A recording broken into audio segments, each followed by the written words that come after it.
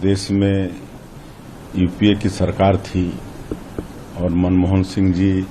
प्रधानमंत्री थे, तो उन्होंने एक बयान दिया था कि इस देश के संसाधन पर अल्पसंख्यकों का पहला अधिकार होगा। मैं इस बयान की निंदा करता हूं, कहे कि ये देश में अल्पसंख्यकों के अलावा करोड़ों करोड़ों की संख्या में एसटी, एससी, ओबीसी, जनरल के लोग भी रहते हैं और सब देश के लिए चिंता करते हैं, देश के विकास के लिए चिंता करते हैं। तो सबका अधिकार देश के संसाधन में है और तत्कालीन प्रधानमंत्री का बयान कि उसमें पहला हक अल्पसंख्यकों का होगा, ये उनका बयान बिल्कुल गलत है और एक सांप्रदायिकता की ओर ये बयान इंगित करता है और इसको देश के सामने प्रधानमंत्री जी लाकर अच्छा कर रहे हैं, उनको हम धन्यवाद देना चाहेंगे। देखिए, जिस तरह से हमारे देश के यशस्वी प्रधानमंत्री जी ने पिछले 10 वर्षों में सबका साथ, सबका विकास, सबका विश्वास और सबका प्रयास, इसको ध्येय वाक्य मानते हुए देश के गांव, गरीब, किसान, मजदूर सबके लिए रात और दिन चिंता कर रहे हैं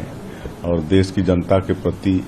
देश की जनता का प्रधानमंत्री जी के प्रति विश्वास बढ़ा है, तो हम निश्चित रूप से कह सकते हैं कि इस बार 400 पार होगा। और राहुल गांधी जी कहते हैं कि 150 पार नहीं होगा। ये तो 2014 के लोकसभा चुनाव में भी ऐसे ही बोलते थे और 2019 के लोकसभा चुनाव में भी ऐसे ही बोलते थे। तो इनके बोलने में कोई दम नहीं है, ऐसे ही बोलते रहें और लगातार भारतीय जनता पार्टी की बढ़त 2014 से भी 2019 में बढ़ी है और इस बार 2024 के चुनाव में और ज्यादा बढ़ेगी। अब देखिए, वही तो मैंने कहा ना कि राहुल गांधी जी ने जो कहा है, सेम वही चीज सतीश पायलट भी बोल रहे हैं और ये लोग बोलते रहते हैं, लेकिन इनके बोलने का कोई फर्क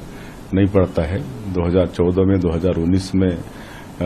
स्पष्ट बहुमत भारतीय जनता पार्टी को मिली है और ये 2024 के लोकसभा चुनाव में उससे भी ज्यादा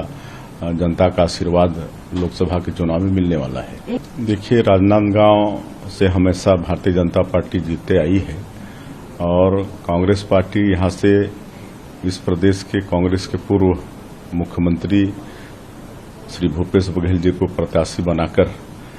हम लोगों का ये चुनाव को और आसान कर दिया है। एक ऐसा दागदार चेहरा जिसको 2023 के विधानसभा चुनाव में छत्तीसगढ़ की जनता